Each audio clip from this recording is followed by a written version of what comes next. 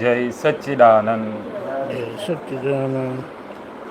નમો વિતરાગાય, નમો વીતરાગાય, નમો અરિહંતાણમ, નમો અરિયંતાણમ, નમો સિદ્ધાણમ, નમો સિદ્ધાણમ, નમો આયરિયાણમ, નમો આયરિયાણમ, નમો વજ્રાયાણમ, નમો વજ્રાયાણમ, નમો લોયે સૌવ સાહુણમ, નમો લોયે serve સાહુણમ, એસો પંચન મુક્કારો, એસો પંચન મુકારો, સૌવપાવપણાસણો, serve પાવપણાસણો, મંગલાણમ ચ સૌવેસીમ, મંગલાણં ચ સૌવેસીમ, પડમમ હવૈ મંગલમ. પડમં હવૈ મંગલમ. ઓમ નમો ભગવતે વાસુદેવાય, ઓમ નમો ભગવતે વાસુદેવાય, ઓમ નમઃ શિવાય.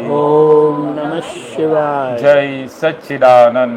જય સચ્ચિદાનંદ. બદલે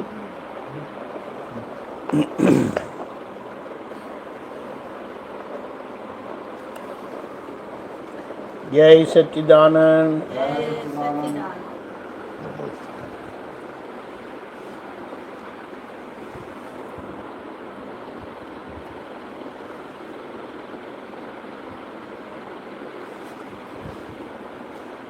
कविराज का एक पद है जो हम आरती के वक्त भी बुलाते रहते हैं।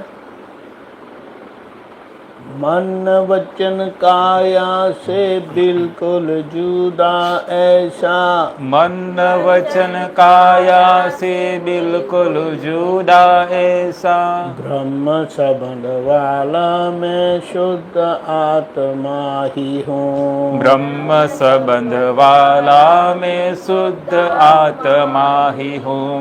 मन वचन काया से बिल्कुल जुदा ऐसा, मन वचन काया से बिल्कुल जुदा ऐसा, ब्रह्म संबंध वाला मैं शुद्ध आत्मा ही हूँ। ब्रह्म संबंध वाला मैं शुद्ध आत्मा ही हूँ। ब्रह्म संबंध वाला विशुद्ध आत्मा ही हूँ। ब्रह्म संबंध वाला विशुद्ध आत्मा ही हूँ। परात्पर पुरुष गीता गायक मैं ही हूँ। परात्पर पुरुष गीता गायक मैं ही हूँ। ब्रह्म संबंध वाला विशुद्ध आत्मा ही हूँ। ब्रह्म संबंध वाला विशुद्ध आत्मा ही हूँ। परात्पर पुरुष गीता गायक मैं ही हूँ। परात्पर पुरुष गीता गायक मैं ही हूँ। श्री श्री वल्लभ लोकप्रिय वासुदेव, श्री श्री वल्लभ लोकप्रिय वासुदेव, बालकृष्ण मुरलीधर योगेश्वर मैं ही हूँ। बालकृष्ण योगेश्वर मैं ही हूँ। श्री श्री वल्लभ लोकप्रिय वासुदेव, श्री श्री वल्लभ लोकप्रिय वासुदेव, बालकृष्ण मुरलीधर योगेश्वर मैं ही हूँ। बालकृष्ण मुरलीधर योगेश्वर मैं ही हूँ। गोकुल से सोमनाथ पूर्ण चक्र योगेश्वर, गोकुल से सोमनाथ पूर्ण चक्र योगेश्वर, श्री रण छोड़ राय का हृदय कमल मैं ही हूँ। श्री रण छोड़ राय का हृदय कमल में ही हूँ।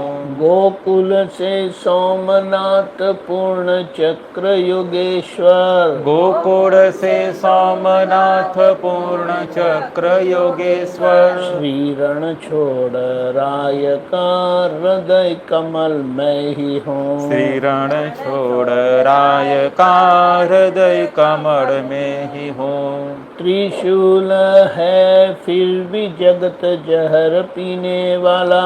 त्रिशूल है फिर भी जगत जहर पीने वाला। शंकर भी मैं ही हूँ और नीलकंठ मैं ही हूँ। शंकर भी मैं ही हूँ और नीलकंठ मैं ही हूँ। त्रिशूल है फिर भी जगत जहर पीने वाला।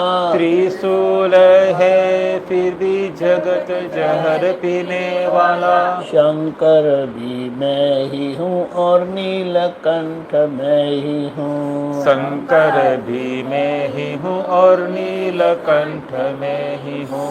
शास्त्र में जो लिखी नहीं वाणी से जो बही नहीं। शास्त्र में जो लिखी नहीं वाणी से वही नहीं। शास्त्र में जो लिखी नहीं वाणी से जो बही नहीं। शास्त्र में जो लिखी नहीं वाणी से वही नहीं। प्रत्यक्ष सरस्वती ज्ञान ज्ञान मैं ही हूँ। प्रत्यक्ष सरस्वती ज्ञान ज्ञान में ही हूँ।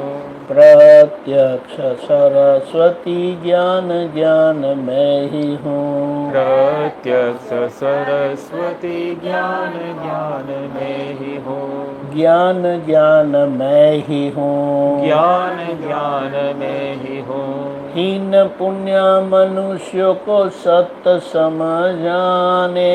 हीन पुण्य मनुष्य को सत्य समझाने। खुद ही बोलना पड़ा कि भगवान मैं ही हूँ। खुद ही बोलना पड़ा कि भगवान मैं ही हूँ। हीन पुण्य मनुष्य को सत्य समझाने। हीन पुण्य मनुष्य को सत्य समझाने। खुद ही बोलना पड़ा कि भगवान मैं ही हूँ। खुद ही बोलना पड़ा कि भगवान मैं ही हूँ। जय सच्चिदानंद मंत्र को मैं रटता हूँ। जय सच्चिदानंद मंत्र को मैं रटता हूँ। दादा भगवान को नमस्कार करता हूँ। दादा भगवान को नमस्कार करता हूँ। जय सच्चिदानंद मंत्र को मैं रटता हूँ। जय सच्चिदानंद मंत्र को मैं रटता हूँ। दादा भगवान को नमस्कार करता हूँ। दादा भगवान को नमस्कार करता हूँ। मन वचन काया से बिल्कुल जुदा ऐसा। मन वचन काया से बिल्कुल जुदा ऐसा। ब्रह्म सबंध वाला मैं शुद्ध आत्मा ही हूँ। ब्रह्म संबंध वाला मैं शुद्ध आत्मा ही हूँ। ब्रह्म संबंध वाला मैं शुद्ध आत्मा ही हूँ। ब्रह्म संबंध वाला मैं शुद्ध आत्मा ही हूँ। ब्रह्म संबंध से हमें ऐसी भूमिका में बिठाया है दादा ने कि वो उस भूमिका से जिस तरह से हम पत्नी का धर्म निर्वाह करते हैं, पति का धर्म निर्वाह करते हैं, सास का धर्म निर्वाह करते हैं, माता का धर्म निर्वाह करते हैं, बहन का धर्म निर्वाह करते हैं, इसे भगवान का धर्म निर्वाह करने का है। ये जो संसार के संबंध है और उनके जो क्या बोले संबंध निर्वाह करना है वो क्रिया से है। और ये भगवान का जो भूमिका है, भगवान का संबंध जो है वो ज्ञान से निर्वाह करना है, देख के निर्वाह करना है। यानी वो कैसे, ये वो इंद्रिय निरीक्षण नहीं है, वो अतीन्द्रिय निरीक्षण है। यानी शुद्धात्मा दृष्टि से हमें देखना है। शुद्धात्मा दृष्टि से दो ही देखता है, इसीलिए कहा शुद्धात्मा दृष्टि दो दृष्टि से दिखाता है। जो बाहर है वो व्यवहार है और अंदर है वो निश्चय है। बाहर है वो टेम्पररी है, अंदर है वो परमानेंट है। और वो क्या है तो बोला सिर्फ देखना है। आप देखते जाओगे वैसे वैसे दृष्टि तीक्ष्ण होती जाएगी और आपको फिर पूरा दिखाई देगा। और वो दिखाई देने से पता चलेगा कि ये जो आमने सामने व्यवहार हो रहा है वो व्यवहार क्यों हो रहा है, वो व्यवहार कैसे हो रहा है, वो व्यवहार कौन कर रहा है। फिर हमें कोई समस्या नहीं होगी। हमारे तरफ से हमें जो प्रयत्न करना है वगैरह वो सब हम करेंगे, लेकिन किसी भी प्रकार की मानसिकता के हावी नहीं होंगे हम। नहीं तो ये मानसिकता बहुत हावी हो जाती है और हम परेशान हो जाते हैं। जीवन की परिस्थितियों में कई बार ऐसे मोड़ आते हैं कि जहाँ पर बोलते ना, अरे हमने तो सोचा भी नहीं था, बोलो ऐसा हो गया। होना था वह हुआ, उसके समय पर हुआ, उसकी जगह पर हुआ। हमारे अंदर कुछ नहीं होता है। हमारे अंदर यानी शुद्धात्मा के अंदर होने जैसा कुछ है ही नहीं। शुद्धात्मा के अंदर तो केवल जो क्रिया प्रकृति में हुई उसका ज्ञान होता है, और वो ज्ञान भी शुद्धात्मा के ज्ञान गुण के कारण अंदर वो दृश्य स्वरूप प्रकाशित होता है। अंदर कुछ होता नहीं है, केवल ज्ञान अपने स्वभाव से, दर्शन अपने स्वभाव से दृश्याकार होने से दृश्य दिखाई देते हैं। ये दिखाई देना यानी समझ में आते हैं। ज्ञान ज्ञेयाकार होने से ज्ञेय का हमें ज्ञान होता है। समझ में आया? अवस्था तो बाहर ही है, लेकिन वो बाहरी अवस्था का दृश्य अंदर दृश्याकार होता है। ज्ञान दर्शन में दृश्याकार होता है, ज्ञान में ज्ञेयाकार होता है।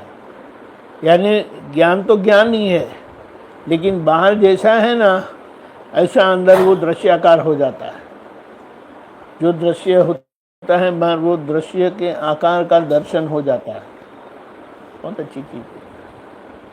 और उसके कारण हमें समझ में आता है, उसके कारण हमें ज्ञात होता है, जानने में आता है। जय सच्चिदानंद। ब्रिज कुमार, आप आईने के अंदर हो या आईने के बाहर हो? परफेक्ट। और जो आईने के अंदर है वो आईने के बाहर कुछ भी होता है उससे परेशान नहीं होते, विचलित नहीं होते। वो आईने के बाहर जो होता है उसको देखते रहते हैं, समझते रहते हैं, जानते रहते हैं, अनुभव करते रहते हैं।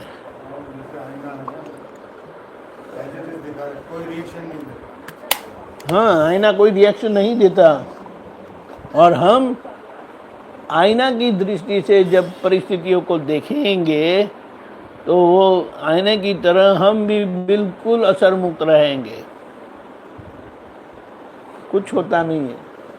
और देखो,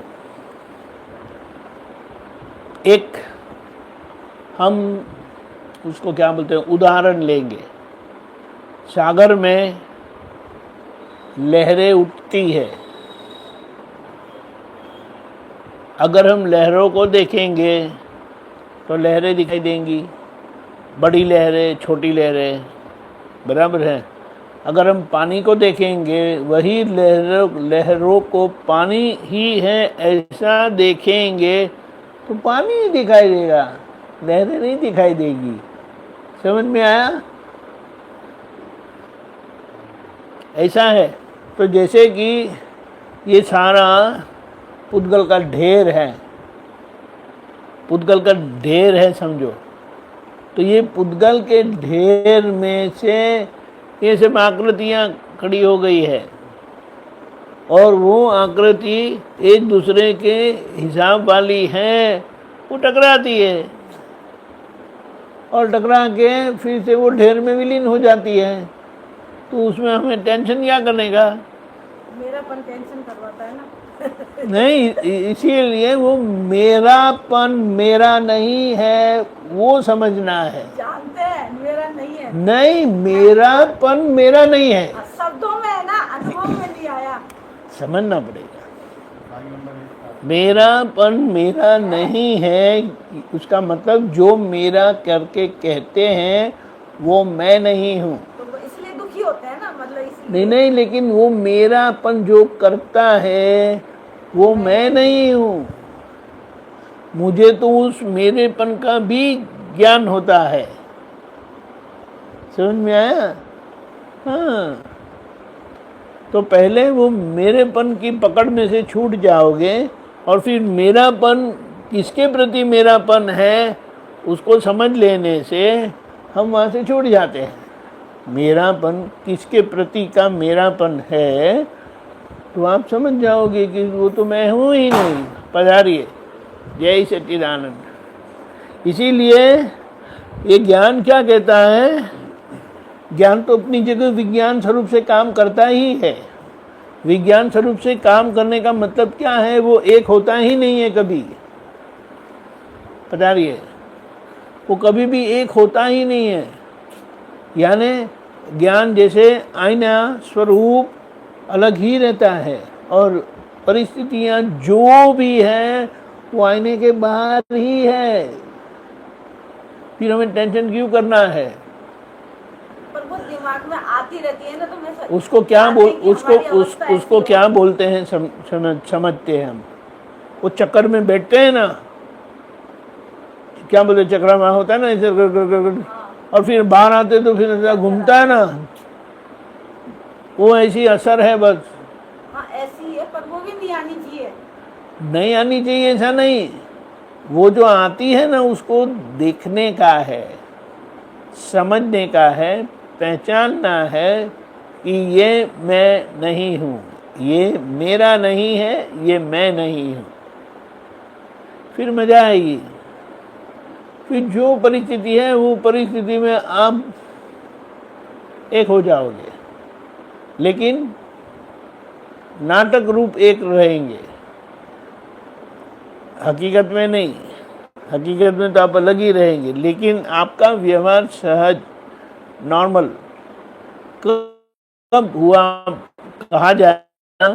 जब जो व्यवहार चलता है ना आप एक रहोगे। व्यवहार में व्यवहार एक रहता है, वो खुद नहीं चले जाते। व्यवहार में व्यवहार एक रहता है। जैसे आप खाना पकाते हैं तो आपको वो खाना पकाने की प्रक्रिया में खो जाना चाहिए, तभी आपको पूरा पता चलेगा क्या डाल रहे हैं, क्या नहीं डाला है, क्या कैसा है, तो फिर वो खाना बराबर बनता है। समझ में आया? प्रयोग करते वक्त प्रयोग में एकाकार रहना है, लेकिन प्रयोगी एकाकार नहीं होता है, प्रयोगी अलग रहता है, क्योंकि ये भी प्रयोग का भाग है।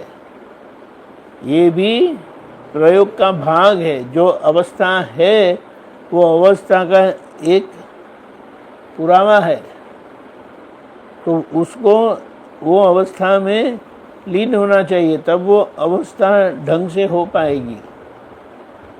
और आपको अलग रहकर आपका निमित्त भाव वहाँ कैसे पल रहा है या निभा रहे हो, उसको देखते रहना है। ट्रैफिक में गाड़ी चलाते हैं तो कैसा इधर कांच में भी देखते हैं, सब कुछ देखते, टकराते नहीं है।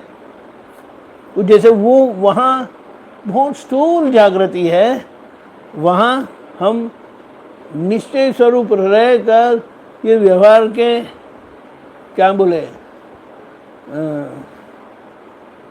व्यवहार के भीड़ में हमें निश्चय स्वरूप रहकर निकल जाना है, किसी से भी टकराए बगैर। जय सच्चिदानंद। आइए, और अगर टकरा गए तो मैं टकरा नहीं गया, नामधारी करता है। हाँ व्यवहार टकराया। बोले क्यों टकराए?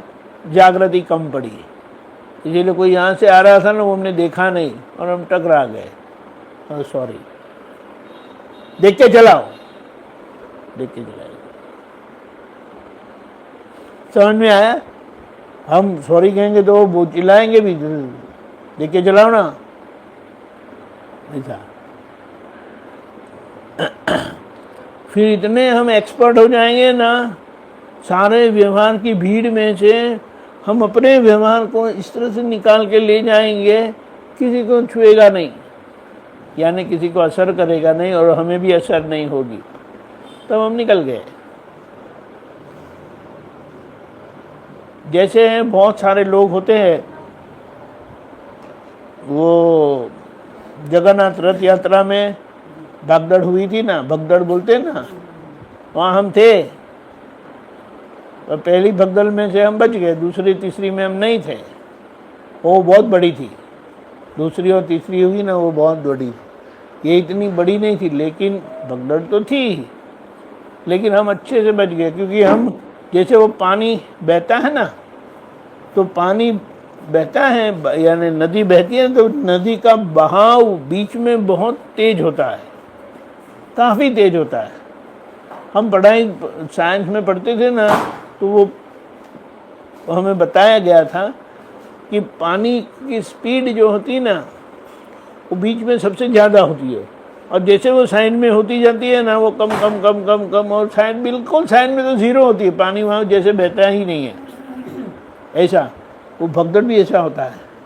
अगर आप बीच में हैं तो फंस जाओगे, वो धीमे धीमे धीमे करके साइड में चले जाने का, जैसा आपको मौका मिलता है ना, साइड में होते जाओ होते जाओ होते जाओ होते जाओ।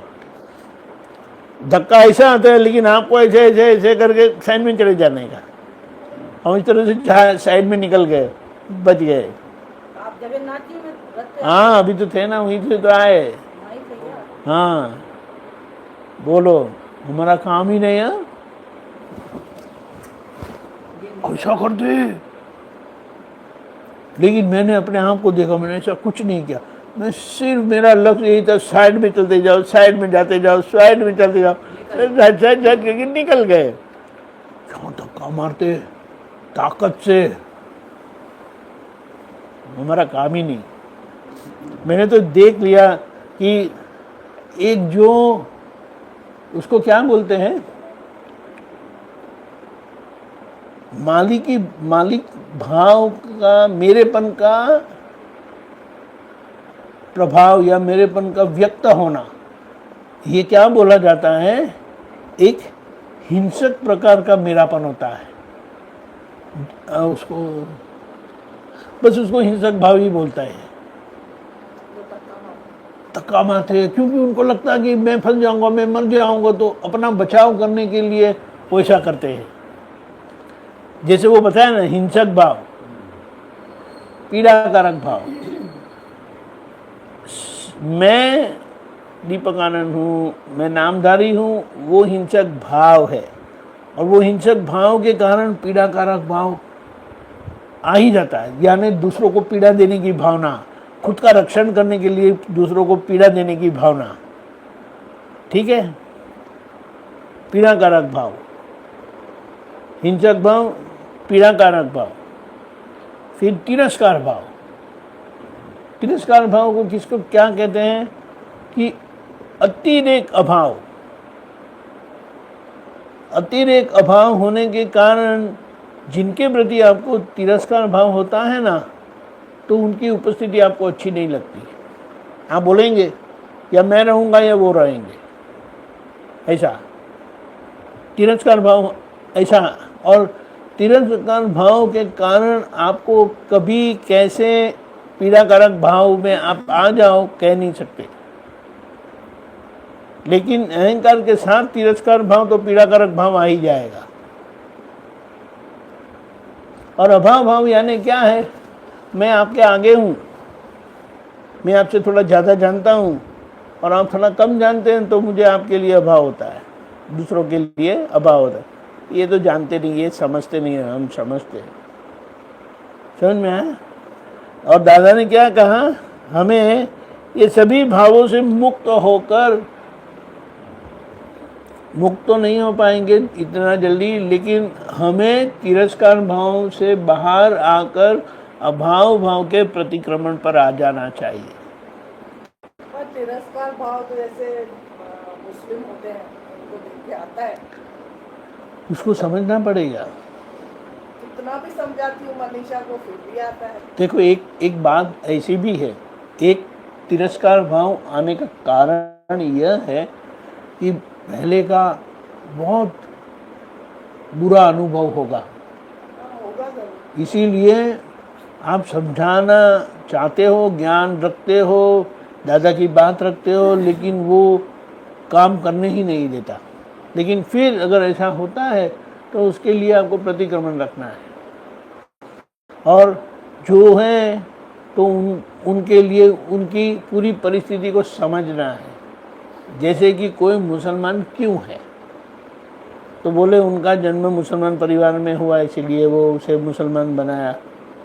वो जन्म हुआ तब किसी पे सिक्का नहीं लगा होता है कि ये मुसलमान है, लेकिन उनको वो जो परिवार में उनका जन्म होता है उनको ऐसा ढांचा दिया जाता है, ऐसा बनाया जाता है, और इसीलिए वो मुसलमान है। और फिर उनको जो मान्यता बिठाई दी कि आप मुसलमान हैं, आपको ऐसा करना चाहिए, ऐसा रहना चाहिए, ऐसा ऐसा ऐसा ऐसा, इसीलिए वो आज ऐसे हैं। वरना सब पत्थर ही है। मूर्तियां लोगों ने घड़ी, जन्म होता है तब वो पत्थर ही जैसा आता है, लेकिन उस पत्थर को मूर्ति रूप जगत के लोग देते हैं, उसमें माता पिता भी आ गए। कभी वो इस तरह से मुसलमान हुए तो बेचारे उनकी क्या गलती है? समझ में?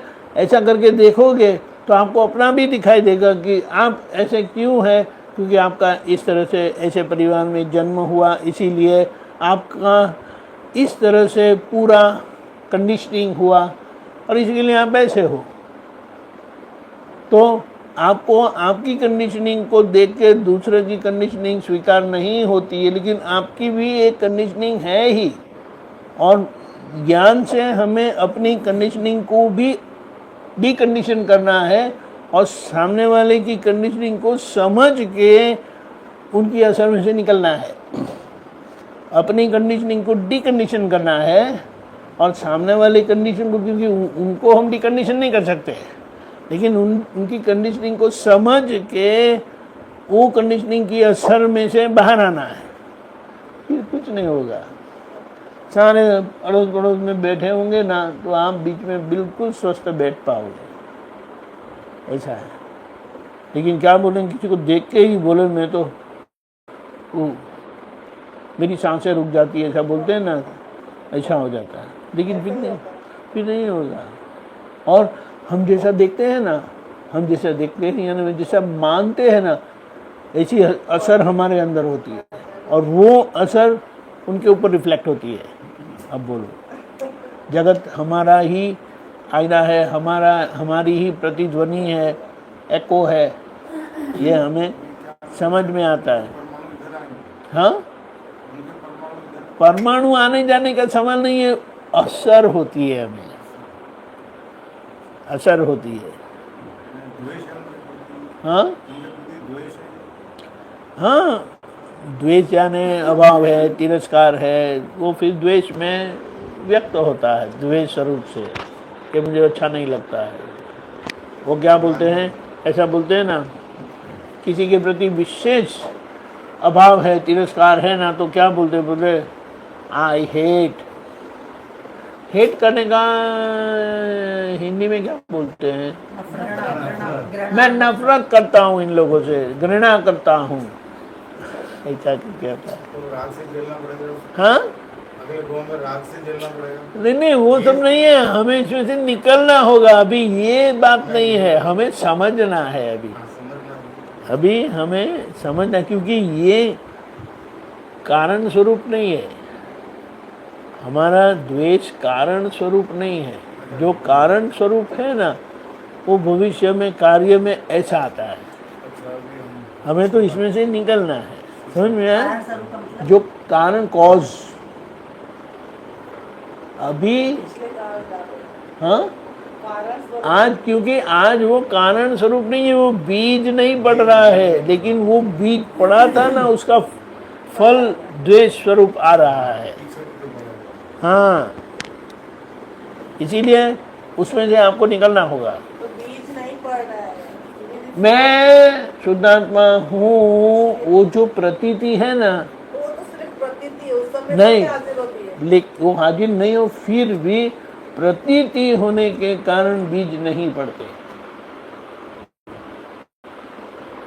प्रतीति का मतलब शंका बगैर की श्रद्धा।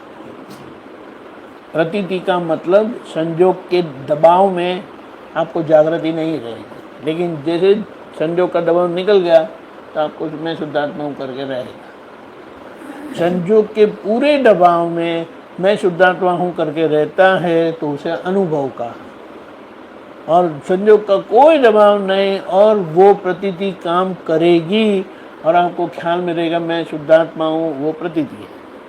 समझ में आया? और संयोग के दबाव में ख्याल नहीं रहता, यानी प्रतीति भी नहीं रहती। प्रतीति भी क्योंकि संयोग का दबाव है, तो वो संयोग के दबाव में हमें आभास परिणाम में हम बह जाते हैं। ख्याल में आया? और जैसे वो दबाव बंद होता है, कम होता है, तुरंत हमें लक्ष्य में आ जाता है, मैं तो शुद्धात्मा हूँ। समझ में आया? और ऐसे संयोग के दबाव में अगर आपको किसी ने पूछा आप कौन हो, तो बताएंगे मैं शुद्धात्मा ही हूँ, ये प्रतीति बोलती है। ऐसे ही हाजिर नहीं होगी, ऐसे ही हाजिर नहीं होगी। वो धक्के में, संयोग के दबाव में आप थोड़े बह जाओगे, लेकिन बह जाने से बीज नहीं पड़ता। बीज पड़ने के लिए मैं नामधारी ही हूँ, ब्रिज कुमार ही हूँ, वो होना जरूरी, वो है ही नहीं, और वो नहीं है, इसीलिए बीज नहीं पड़ता। ख्याल में है? ये बात है। इसीलिए हमें उसके बारे में शंका नहीं करना है। हमें तो किस तरह से ऐसी परिस्थितियों में हम कैसे स्वस्थ मैं शुद्धात्मा हूँ करके रह पाए, असर मुक्त रह पाए। ख्याल में है? और ये हमारा लक्ष्य है। तो ये लक्ष्य यानी हमें वो प्राप्त करना है, वो ऐसे में होना है। इसीलिए आप हमें आगे आगे का मार्गदर्शन मिलता जाता है, मार्गदर्शन मिलता है, समझ में नहीं आता है, लेकिन वो सुना है ना, तो अंदर वो काम करता है धीमे धीमे। हमारी मान्यता इतनी भारी है, गहरी है, कि ये समझ मिलने पर भी वो मान्यता ही हावी होती है। ऐसा भला कोई होता है ऐसा करके, तो फिर वो धक्का लगता है उसको। लेकिन उसको क्या बोले, उदाहरण देते हैं कि एक ब्राह्मण थे, घर में बकरी रखी थी दूध पीने के लिए। तो वो बकरी का बच्चा हुआ, तो वो लेके घूमते रहते थे, अपने दुकान पर ले जाते थे, लाते थे। अड़ोस पड़ोस में सब वो बकरी को खाने वाले रहते थे। तो अभी बोले बकरी का बच्चा देखे तो उनको तो बहुत अंदर होता है कि अरे वाह, ये खाने मिल जाए तो हमारा काम हो जाए करके।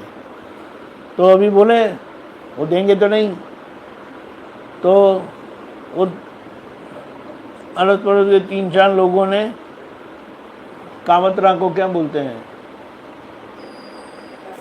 कॉन्स्पायरेसी को क्या बोलते हैं, साजिश की।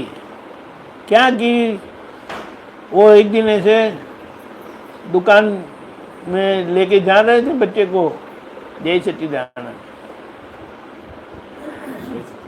जय सच्चिदानंद, आइए।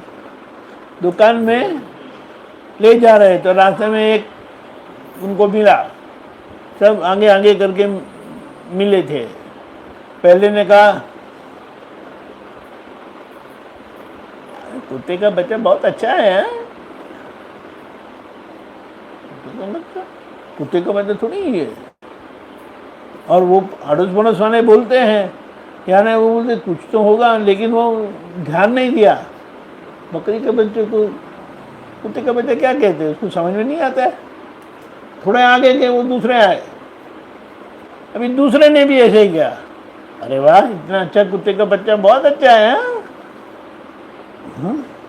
देखो बच्चा, कुत्ते का बच्चा थोड़ी है, तो क्या है? वो तीसरा मिला, कहाँ ले जा रहे हो कुत्ते के बच्चे को? अरे यार क्या हो गया हम लोगों को, कि बकरी के बच्चे को कुत्ते का बच्चा क्यों कहते हैं? ऐसा 5-7 बार ऐसा पूरा लाइन में हुआ ना, फिर उनको शंका पड़ गई, सच में ये कुत्ते का बच्चा है। छोड़ दिया, चले गए, उन्होंने पकड़ के उसका प्रसाद कर लिया। समझ में आया? समझ में आया? इस तरह से सतत हमारे पर यह अज्ञान का आक्रमण हुआ है। बोलो, और इसीलिए अभी वो हमें ऐसा समझ में आ गया कि मेरा नाम तो ब्रिज कुमार है, लेकिन मैं ही ब्रिज कुमार हूँ। दादा भगवान ने इसका सिद्धांत जान लिया, इसका अज्ञान का सिद्धांत जान लिया, और क्या कहा है, 1 घंटा, 1 घंटा, सिर्फ 1 घंटा अगर कोई ऐसी भूमिका में बैठकर, ऐसी भूमिका में बैठकर इसके प्रति का सही समझ प्राप्त करे, जो शास्त्र अनुसार है, शास्त्र अनुसार समझे ना, संगत, संगत बोलते हैं उसको, शास्त्र सम्मत है। शास्त्र क्या बताया? नहीं, तर्क संगत अलग है, ये शास्त्र सम्मत है, यानी शास्त्र ने बताया है। ऐसा करके कोई बोलते हैं और वो हम सुनते हैं, तो वो भूमिका में बोली हुई चीज हमारे अंदर वो परिवर्तन ले आती है, जो अनंत अवतार से ये जो बॉम्बार्डमेंट हुआ है अज्ञान का, वो 1 ही घंटे में अगर ये मिल जाता है तो हमारा काम हो जाता है। उसको शास्त्रीय भाषा में क्या कहा? सतदेव, सदगुरु और सदधर्म या सदशास्त्र। अगर 1 घंटा आपको 3 ये मिल जाते हैं, 1 घंटा, तो वो 1 घंटे में अनंत अवतार की मान्यता पूरी बदल जाती है, निकल जाती है, यानी अज्ञान मिट जाता है और उसे क्या कहते हैं? सम्यक दृष्टि प्राप्त हो जाती है। सम्यक दृष्टि यानी सुदर्शन, समकित ज्ञान प्राप्त हो जाता है। शास्त्र में क्या बताया? ये 3 करके बताया, सददेव, सदगुरु और सदधर्म। अभी शास्त्र में जो बताया है वो अभी क्या समझते हैं लोग? मंदिर में मूर्ति है भगवान की, वो सतदेव है। उनके जो साधु महाराज है वो सदगुरु है, और वो जो शास्त्र सम्मत बात करते हैं वो सदधर्म है, सत्शास्त्र है।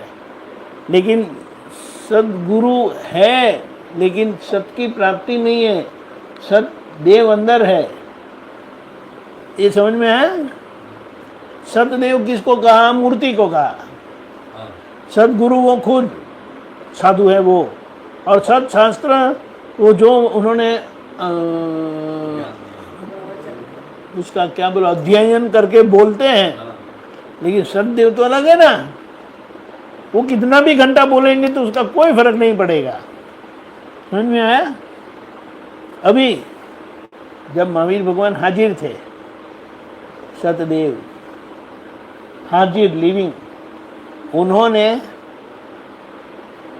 गंधर्व भगवंतों को ये दीक्षा दी थी, इसीलिए उनके अंदर उनकी उपस्थिति और उनके अंदर जो जागृत हुआ सत, वो जब बोध देते थे शास्त्र सम्मत, तो लोगों को बोध हो जाता था। समझ में आया? दादा भगवान के साथ क्या हुआ? दादा भगवान के अंदर, उनके अंदर के प्रकट शुद्धात्मा भगवान, वे दादा भगवान सतदेव, दादा भगवान का शरीर AM पटेल सदगुरु, और उन्होंने जो भेद विज्ञान बोला शास्त्र सम्मत, वो सत्शास्त्र सद्धर्म, ये तीनों एक ही जगह पे मिल जाने पर काम हो गया। वहाँ भी वो तीन है हाजिर, लिविंग है, मूर्ति लिविंग नहीं है। इसीलिए सत्य देव होने पर भी उसमें वो सत्य की जागृत उपस्थिति नहीं है, प्रतिष्ठित उपस्थिति है। ये ख्याल में है? अब बोलिए, ये बात है। और किसी भी और कितने भी समय का अंधकार अज्ञान अनंत अवतार का क्यों ना हो, 1 घंटा ये मिल जाता है उनको, यह अंधेरा चले जाता है और फिर वो कभी अंधेरा होता नहीं है। बोलिए, इसीलिए कहा कि ये जो प्रतीति बैठ गई शंका बगैर की श्रद्धा, वही केवल ज्ञान में परिवर्तित होगी। हाँ, हाजर नहीं, हाजर गुरु तो हाजिर ही थे, साधु महाराज हाजिर ही होते, लेकिन उनके अंदर प्रकट नहीं है ना। देव मंदिर में माना है, मंदिर के भगवान को देव माना है, हमारे अंदर वो प्रकट हो गए। समझ में आया? इसीलिए ये काम हुआ, और ये काम से अभी हमें समझ के आगे बढ़ना है। बोलिए, क्या सोचते हो? आगे बढ़ने के लिए सिर्फ मैं शुद्ध आत्मा हूँ, यही जागृति रहनी चाहिए। हाँ, जहाँ जहाँ मुझे मैं करके आता है ना, तो वहाँ हमें समझ लेना है, पहचान लेना है कि ये किसकी बात करते हैं।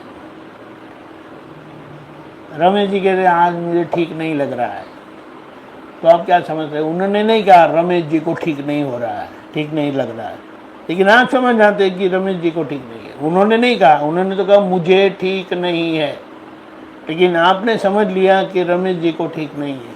लेकिन वैसा ही जब प्रेमा देवी बोलते हैं कि मुझे ठीक नहीं है, तब आपकी जागृति प्रश्न चिन्ह है। समझ में आया? इसीलिए वो आप अपने पर ले लेते हो मुझे।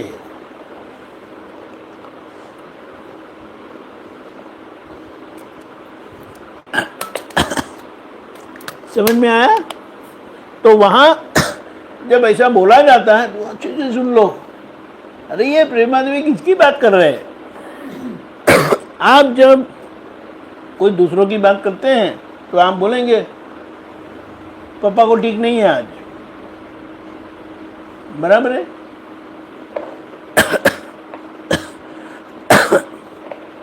ऐसा करके बोलेंगे तो दूसरे भी समझ जाते हैं कि पापा को ठीक नहीं है, बराबर है? अब जब आप कहते हैं कि मुझे ठीक नहीं है, लोग समझ जाते हैं कि मम्मी को ठीक नहीं है, माँ को ठीक नहीं है, लेकिन आपको देखें तो उसमें खो जाते हैं, असर आ जाती है। तभी आपको समझ लेना है कि प्रेमा देवी को ठीक नहीं है। समझ में आया? नामधारी को ठीक नहीं है ये। हाँ, क्योंकि शुद्धात्मा को ठीक वो तो या होता ही नहीं है। खराब होता कुछ है ही नहीं। नामधारी का ही है। हाँ, मैं आया, मैं गया, मैं सोया, मैंने ये किया, मैंने वो किया, वो सब मैंने करके आता है। तो हमें समझ लेना है नामधारी नामधारी नामधारी, नाम बोल के बोलना है, नाम लेके बोलना है, समझ लेना है। समझ लेना है। बोलना तो आप ऐसे ही कहेंगे कि मैं जा रहा हूँ, लेकिन एक प्रयोग से अगर आप ऐसा भी बोलेंगे कि प्रेमा देवी सब्जी लेने जा रही है, अंदर से आपको बोलना है, और बाहर बोलो कि मैं जरा सब्जी लेके आती हूँ। ये थोड़ा प्रयोग करना पड़ेगा। और लेकिन बाहर भी दादा ने तो बताया था कि एक प्रयोग के क्या बोले आधार पर आप ऐसा बोल सकते हैं। तो वो क्या बोलते थे, क्या होता था, दादा को क्या बोलते थे, दादा मेरा प्रश्न है। तो दादा ने क्या, ऐसा नहीं बोलो, ऐसा बोलो, दादा रमीला का प्रश्न है, समझ में आया? हाँ बोलो कि ये क्या है करके, समझ में आया? इस तरह से दादा ने एक प्रयोग ऐसा भी करवाया था, लेकिन वो व्यवहार में थोड़ा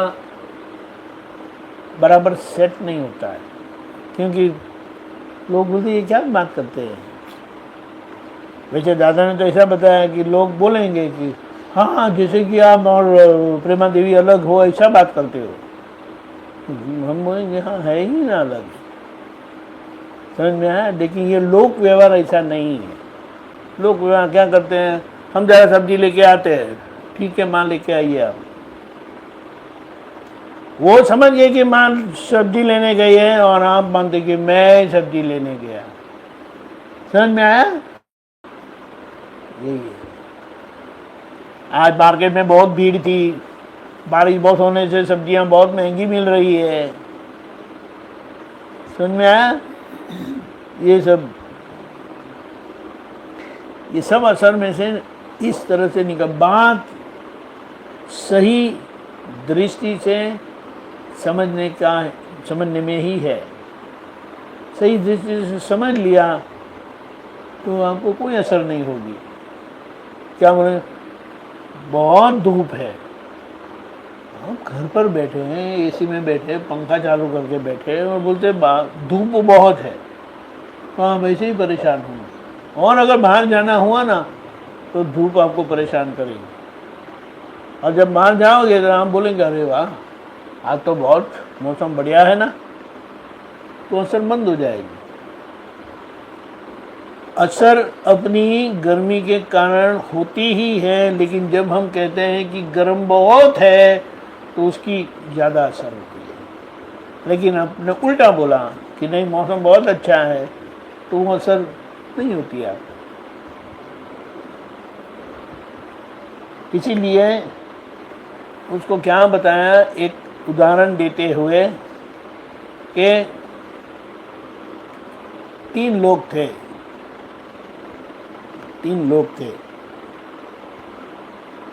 बहुत हिम वर्षा हुई। हिम वर्षा बोलते हैं ना, हिम यानी बर्फ की वर्षा हुई।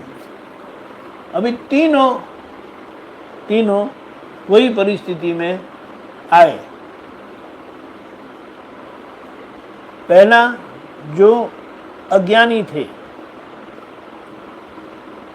तो वो क्या बोले, बहुत ठंडी है, इसलिए तो मैं मर जाऊंगा, मैं बच नहीं पाऊंगा। वो मर जाता है सुबह में। वो दूसरा है, वो पुरुषार्थ वाले थे, तो वो क्या बोलते थे, अरे यार ठंडी बहुत है, किसी को ठंडी बहुत लग रही है, खैर मैं तो आत्मा हूँ, मुझे थोड़ी कोई असर होती है। तो वो सुबह में आधा मरा हुआ पर जिंदा रहता है, जैसे आधा मरा हुआ बोलते ना, लेकिन जिंदा रहता है, जीवित रहता है। और तीसरा तो कुछ बोला ही नहीं, वो बिल्कुल अलग ही रहे। वो मौसम आके चली गई, सुबह में उठ के चलते बने। वो दूसरा ऐसा करके, वो तीसरा तो लेटा ही रहा। तो इसमें उसको क्या बोला, पहले जो थे वो इंद्रिय ज्ञान वाले थे, यानी इंद्रिय ज्ञान ही सही ज्ञान है। दूसरा निरिंद्रिय ज्ञान वाला। निरिंद्रिय ज्ञान वाला यानी आत्मा के और थोड़ी प्रगति करते हैं और उनको पता चला है कि ये मैं नहीं हूँ, आत्मा को तो ये थोड़ा कुछ स्पर्श करता है करके। और तीसरा तो बिल्कुल आत्मा के अनुभव वाले थे, इंद्रियातीत थे, इंद्रिया से पर हुए थे, वो तो उठ के चले जाते हैं। अभी हमें अपने आप कैसे आए, इंद्रियों से परे रहे, वही तो हुए हैं आप, वो रह नहीं पाते ना, इसलिए नहीं, इसलिए रहने का समझना है। ये सब हम है ना, लोगों के बीच में रहते हैं, लोगों के बीच में सब लोग रहते हैं, लेकिन लोगों के सुनते रहते हैं अज्ञान बातें। आज बहुत वर्षा हो गई, हफ्ते तक बरसात की आगाही बोलते हैं। हाँ, अरे वो तो है ना, इंग्लिश तो मुझे भी आती है, मैं हिंदी की सोच रहा था। ठीक है, चेतावनी हाँ चेतावनी आई है कि बारिश गिरने वाला है करके, ऐसा कर, तो ऐसा करके देते हैं। और बहुत धूप है, 4 दिन बहुत धूप होने वाली है, बहुत गर्म होने वाला है, पेपर में भी आ गया, मैं फ़ोन में भी आ गया है, तापमान 50 तक पहुंच सकता है करके, फिर बोलेंगे मैं तो बाहर ही नहीं निकलूंगी, ऐसा करके बोल देते। अभी यहाँ जाके 3 दिन की सब्जी ले आओ, समझ में आया? ऐसा करता है। तो यहाँ ये समझ लेना है, और ये समझ गए हमारा काम हो गया, कुछ बोलने का नहीं है। मतलब शब्द ही शस्त्र है, उसको बहुत संभाल के उपयोग करना है। दादा की भाषा में शब्द से ही आत्मा की लीकेज है, और वो शब्द जैसे लीकेज वाली वाणी बोली जाएगी, आप जागृत रह के उसको पलटते रहो, पलट देना है, यही काम। पलटेंगे नहीं तो वो वाणी आपको ही परेशान करेगी। ऐसा है बात। तो कोई कुत्ते मरते नहीं है गर्मी में, वो कहीं ढूंढ निकालते हैं छाया, गाड़ी के नीचे चले जाते हैं, इधर चले जाते हैं, उधर चले जाते हैं। बोलो, ऐसा है। बाहर निकलते हैं तो धूप भी नहीं लगती, घर में लगती है कि धूप है। नहीं, बात सही है, सही है, लेकिन ये बात समझना है। अभी ये है बहुत आसान बात, लेकिन सिर्फ हमारी जागृति न होने के कारण हम छोटी छोटी असरों में बह जाते हैं। सिर्फ कहा ना कि मुझे अच्छा नहीं लगता है, तो देखो वो इतना सर पर बैठ जाता है। और जब भी ऐसा होगा, मुझे अच्छा नहीं लगता है, बहुत अच्छा है, मुझे बहुत पसंद है, उल्टा बोलना है, तो अंदर की जो मान्यता जाएगी। दादा भगवान ने ये सरल प्रयोग करके हमें बताया है कि ये इस तरह से प्रयोग करके आप बाहर आ जाओ, वरना ये आपको घसीट के ले जाएगा। बोलिए, इसीलिए जागृत रहो, जागृत रहो। ये प्रकृति है, प्रकृति की अवस्था है, ये मेरी अवस्था नहीं है। मैं शुद्धात्मा हूँ, मेरी दर्शन ज्ञान की अवस्था मेरी अवस्था है। ख्याल में है?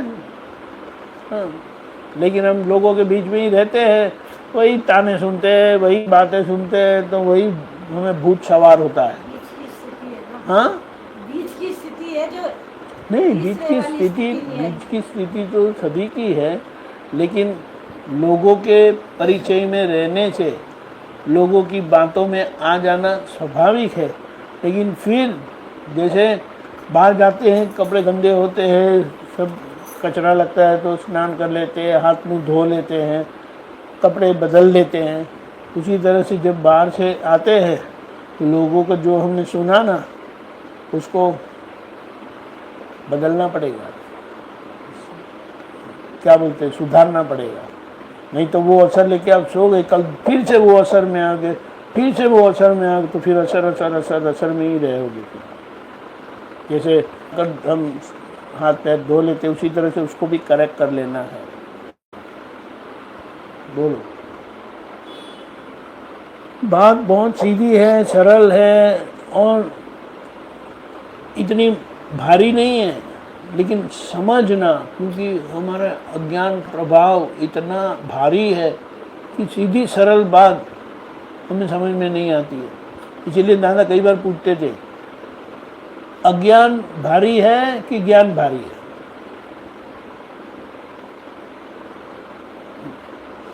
क्या ना, ज्ञान सीधा सरल सहज है,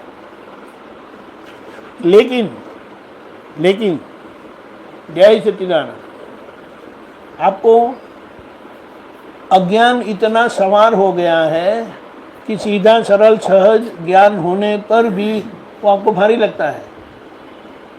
समझ में आया? वरना कुछ नहीं है। इसीलिए कहा, क्या दादा कहते थे, 300 घंटे सत्संग में गुजारो, ऐसा वैसा करके सत्संग में गुजारो। तो ये ज्ञान के बाद 300 घंटे जिनका सत्संग में गुजर गया ना, 300 घंटे हाँ 300 घंटे मतलब साल में या टोटल टोटल? टोटल 300 घंटे। 300 घंटे आप इसमें गुजार लेंगे ना, फिर आपको ये बाहर की चीज़ असर नहीं करेगी। सुनिए, हाँ देखो अभी हम हिसाब निकालते हैं, सत्संग में बैठे बैठे 2 घंटे के सत्संग में क्या आपने 2 घंटा पूरा ध्यान से सुना? प्रश्न है।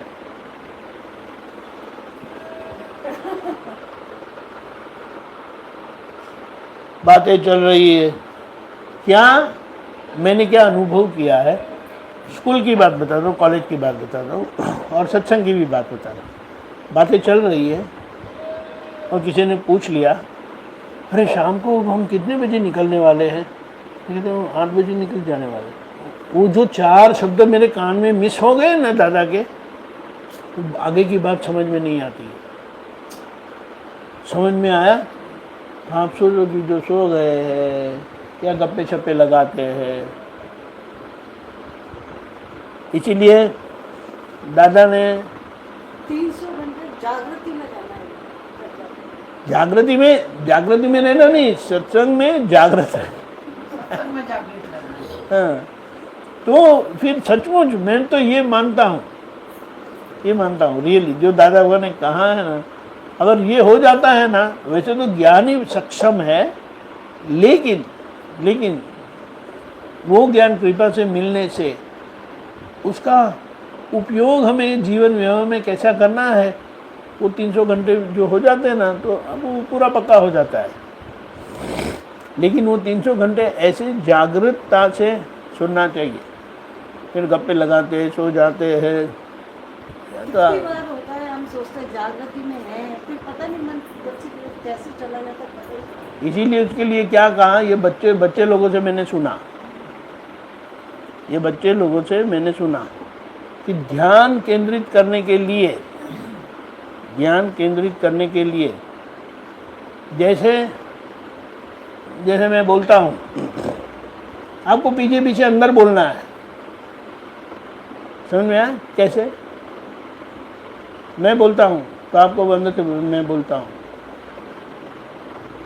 इसको इस तरह से देखो, इसको इस तरह से देखो। तो आपको वो बोलने के लिए ध्यान रखना पड़ेगा कि मैं क्या बोलता हूँ, अपने आप वो रहेगा। समझ में आया? ऐसा है।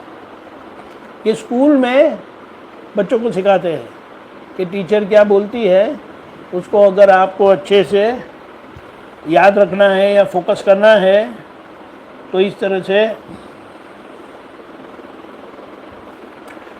से आप पीछे पीछे बोलो टीचर के। तो आपको सुनना ही पड़ेगा, ध्यान देना पड़ेगा। कोई बात करेगा है, अभी बात मत करो। समझ में आए? एक बहुत आसान उपाय, लेकिन उसका भी लाभ है। इसीलिए जब बातें चलती है तब पूरा ध्यान रखना जरूरी पड़ता है। ऐसा है।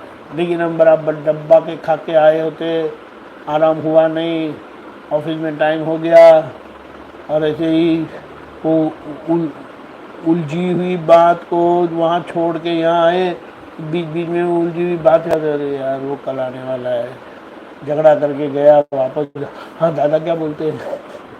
समझ में आया? ये परिस्थिति है, ये हमारी परिस्थिति है। लेकिन इसमें से भी धीमे धीमे वो जो 300 घंटे अगर मिल जाते हैं ना, बहुत अच्छा हो जाता है। फिर परिस्थितियाँ सबको आती है, लेकिन उस परिस्थिति में आपको ज्ञान का समाधान रहेगा। और अगर नहीं रहता है तो जानना है कि कहीं पर अभी कुछ कम है, कुछ कमज़ोर है, उसको पूछ के समझ लेने का। ऐसा है।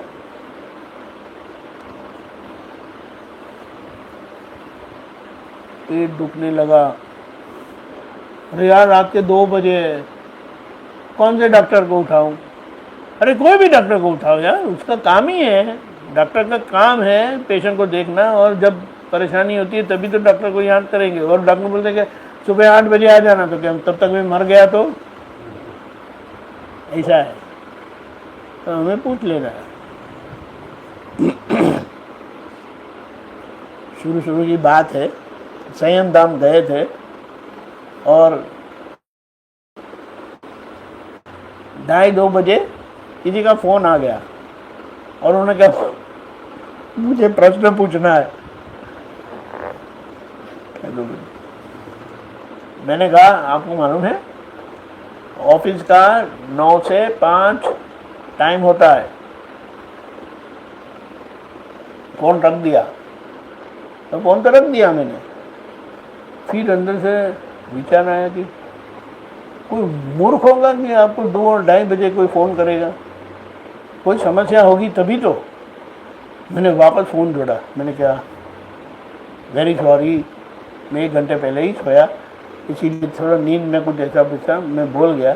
बोलिए बोलिए। नहीं अभी मैं कल सुबह में ही करूँगा। मैं बोला नाराज नहीं हो, आप बताओ। फिर उन्होंने बताया। फिर मैंने तय किया किसी का कभी भी फ़ोन आए, अगर किसी में हम बिजी है तो बात अलग है, कह दो मैं बाद में फ़ोन करता हूँ, लेकिन ऐसा जवाब बराबर नहीं है।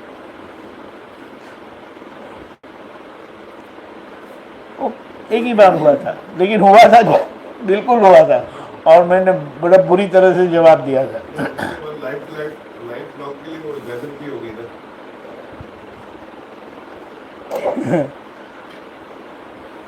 कितने विश्वास से उन्होंने फोन किया होगा सोचो, और हम इस तरह से जवाब देते हैं तो सो बैड।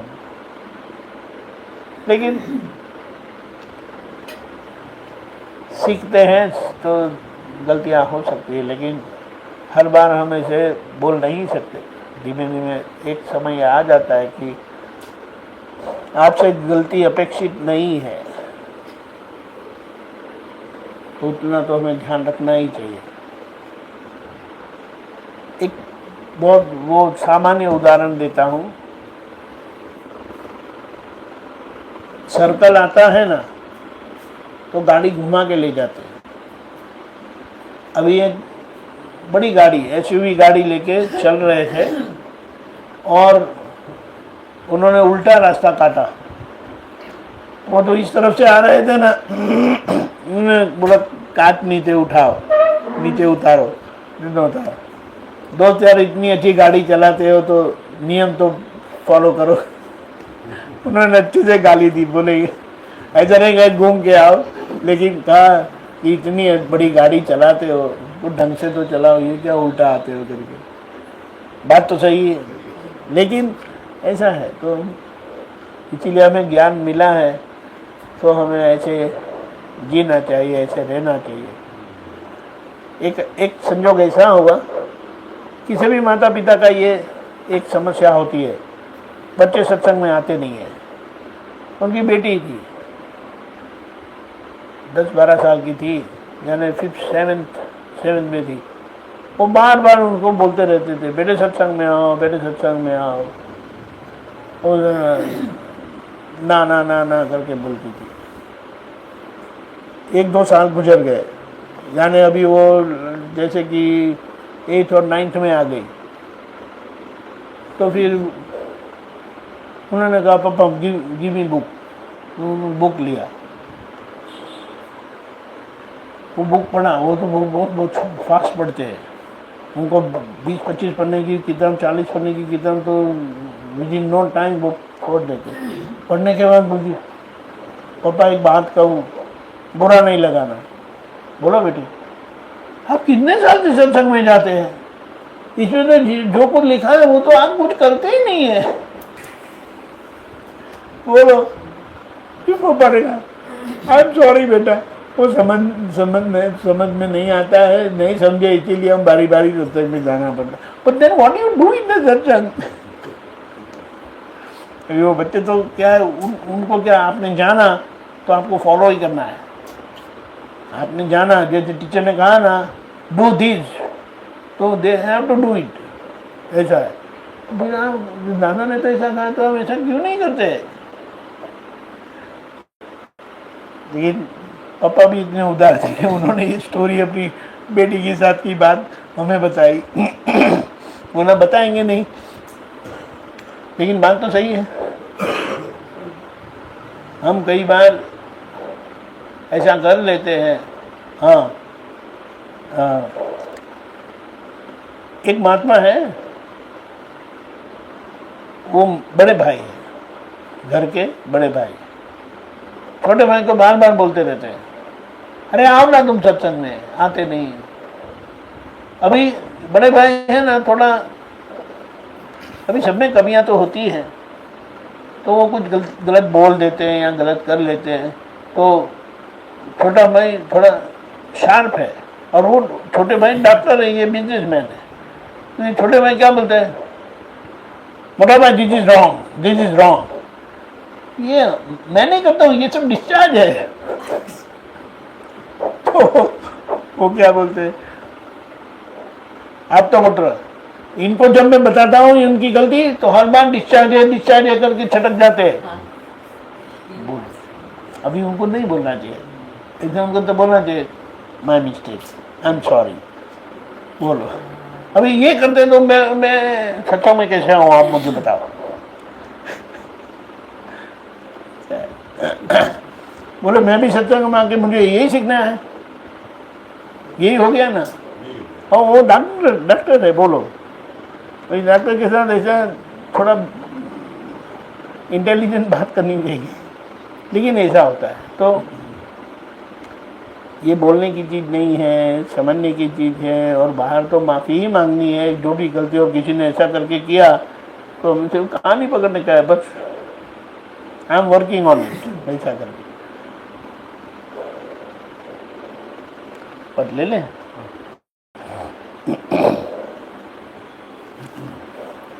इतना अच्छा और इतना स्पष्ट विज्ञान जो सारे धर्मों को, सभी धर्मों को एक करे, ऐसा है।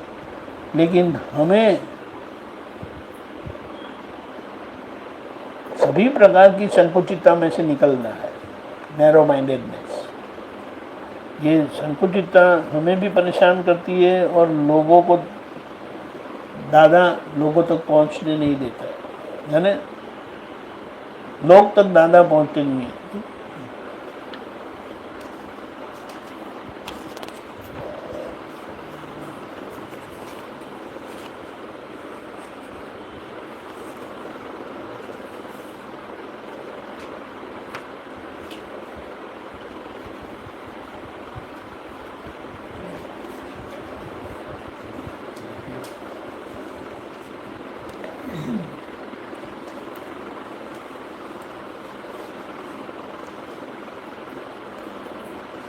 जय सच्चिदानंद। जय सच्चिदानंद। દાદા દૂર છતા પાસે, દાદા ભગવાન પાસે, જાદુ અભેદ એવા। દાદા ભગવાન પાસે જા, આમ કરીને નહીં, મારો અવાજ આવે, સહુ એક રાગ થઈ ગાવે। સૌ એક રાગ થઈ ગાવે। દાદા ભગવાન પાસે જાદુ અભેદ એવા। દાદા ભગવાન પાસે જાદુ અભેદ એવા। સહુ એક રાગ થઈ ગાવે। સૌ એક રાગ થઈ ગાવે। ગારો કાપ હીરા મોતી ઝરણા ને સરિતા। ગારો કાપ હીરા મોતી ઝરણા ને સરિતા। અંતે સાગરમાં એક થાય। અંતે સાગરમાં એક થાય। માનીને માન આપી લોભિયાથી છેતરાય। માનીને માન આપી લોભિયાથી છેતરાય સર્વનો અહમ પોષી વીતરાગ ચાલી જાય સર્વનો અહં પોષી વીતરાગ ચાલી જાય છતાં મૌન આશીષે જ્ઞાન બીજ રોપીને સદા મૌન આશીષે જ્ઞાન બીજ રોપીને સહુને મોક્ષ માર્ગે લઈ જાય સૌને મોક્ષ માર્ગે લઈ જાય દાદા ભગવાન પાસે જાદુ અભેદ એવા ભગવાન પાસે જાદુ અભેદ એવા સડો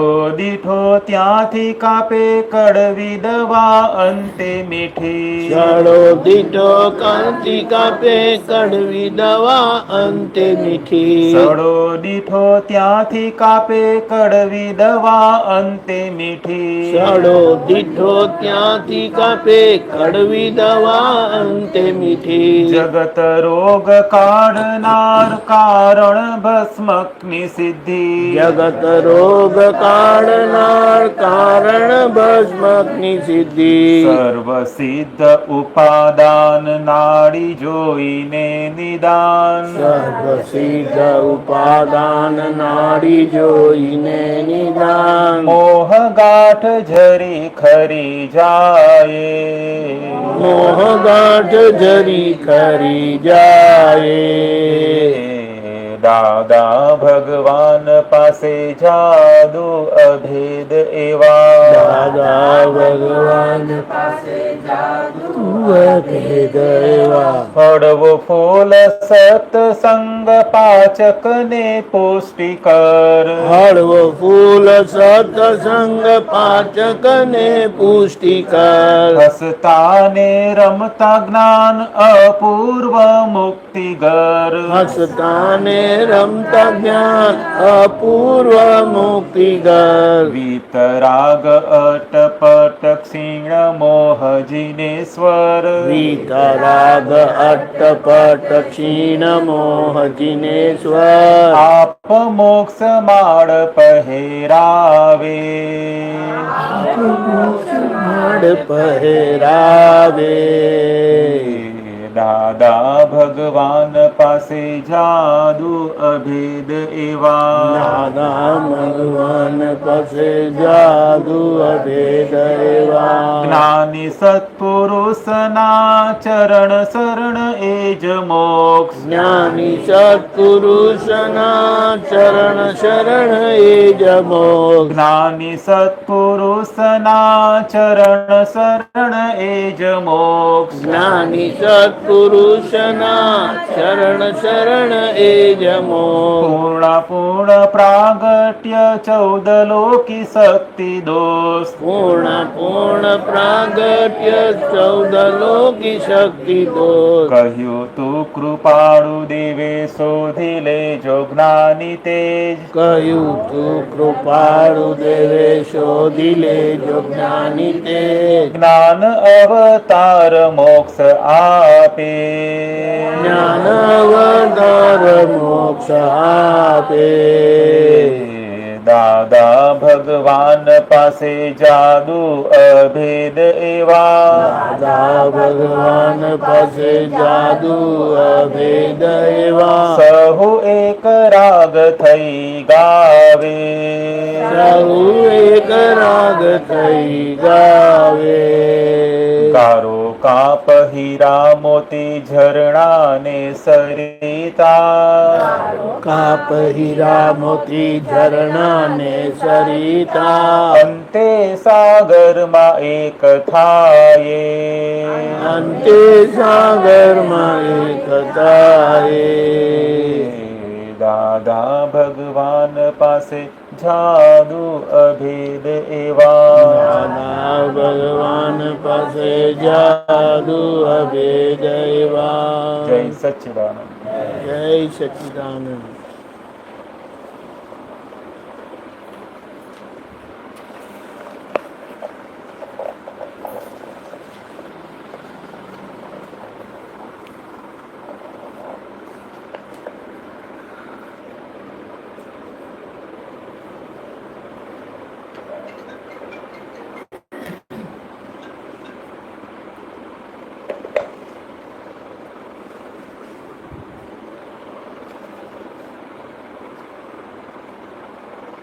बोलिए।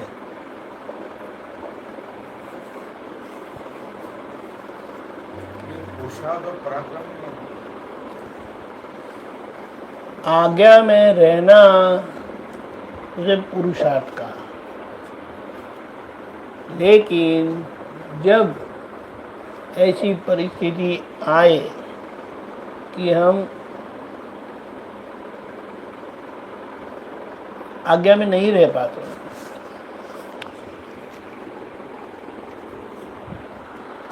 उसका मतलब क्या होता है कि जो परिस्थितियों में से हम गुजरते हैं, वो परिस्थिति में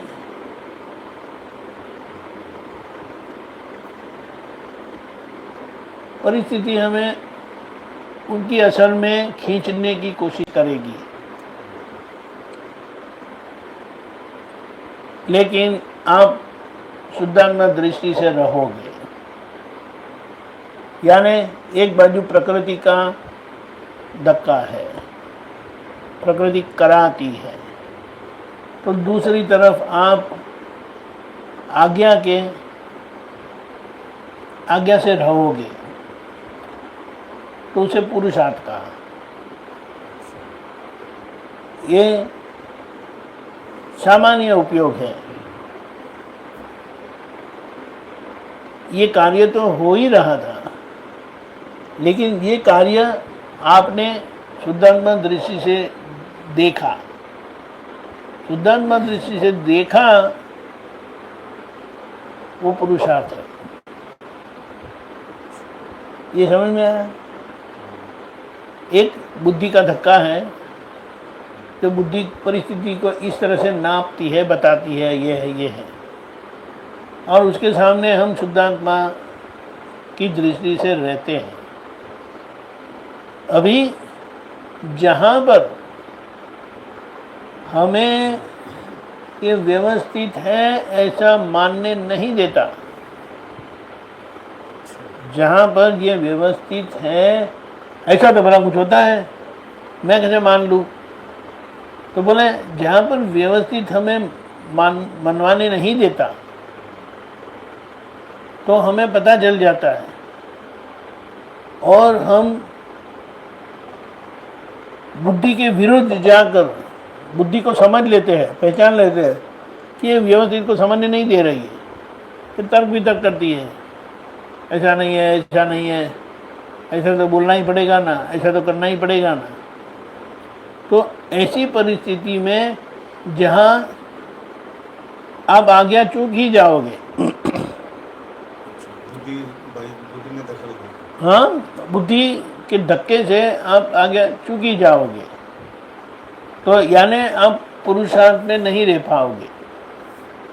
तो वहाँ पर और पुरुषार्थ में नहीं रह पाते ना, इसीलिए आपको समझ में आ जाता है ये गलत हो रहा है, ये गलत हो रहा है। यानी एक ऊपरी जागृति आपकी काम कर रही है कि जहाँ पर आज्ञा चूके वहाँ आपको समझ में आ गया, और अब आप जोर लगाते हैं, बुद्धि को सुनते नहीं है।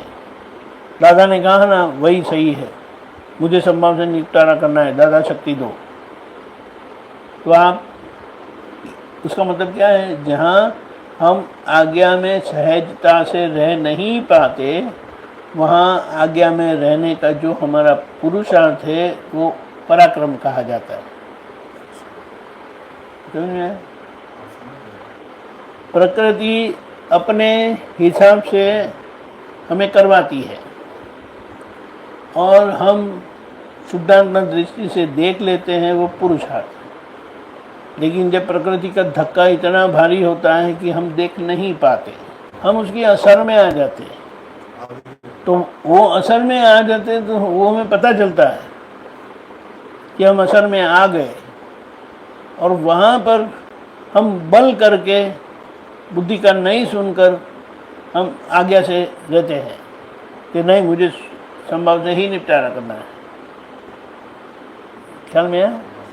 यानी जहाँ पर आज्ञा चूकने की संभावना है, पूरी ऐसी हो जाती है, पर वहाँ पर भी जब आप आज्ञा को पकड़ के रखते हैं निश्चय से, तो वही पुरुषार्थ पराक्रम के कक्षा में आ गया। ख्याल में आया? पराक्रम नहीं करेंगे तो आज्ञा चूक जाओगे। पराक्रम की कक्षा नहीं आई तो आप आज्ञा चूक ही जाओगे और रह जाएगा, फिर वो सब गलत ही हो जाएगा। लेकिन यहाँ पर आप प्रकृति के धक्के को भांप कर उसके सामने इतना प्रबल निश्चय से आज्ञा में रहते हैं। प्रकृति के बल पर आज्ञा चूक ही जाओगे, प्रकृति के बल के कारण आप आज्ञा चूक ही जाओगे, लेकिन उसके सामने आप प्रबल पुरुषार्थ से रहकर आज्ञा में ही रहते हो। यानी आज्ञा के निश्चय मानने मुझे संभव से निपटारा करना है, दादा शक्ति दो, तो वही पुरुषार्थ अब पराक्रम हो गया। और आज के कर्म ऐसे है पराक्रम, क्योंकि ये सब निकाचित कर्म है। निकाचित कर्म का मतलब क्या है कि वो किसी न किसी तरह से भुगतान करवाता है, और भुगतान करवाते वो अपनी तरफ घसीट के ले जाता है। तो हमें तुरंत समझ जाना चाहिए कि ये और गलत दिशा में ले जा रहा है, तो यहाँ हमें जागृत रहना है। दादा शक्ति दो, मुझे संभव से ही निपटारा करना है। यानी कि जहाँ आज्ञा चूकने की पूरी संभावना है हो जाती है, लेकिन वहाँ आप आज्ञा में रहते हो तो वो पराक्रम है।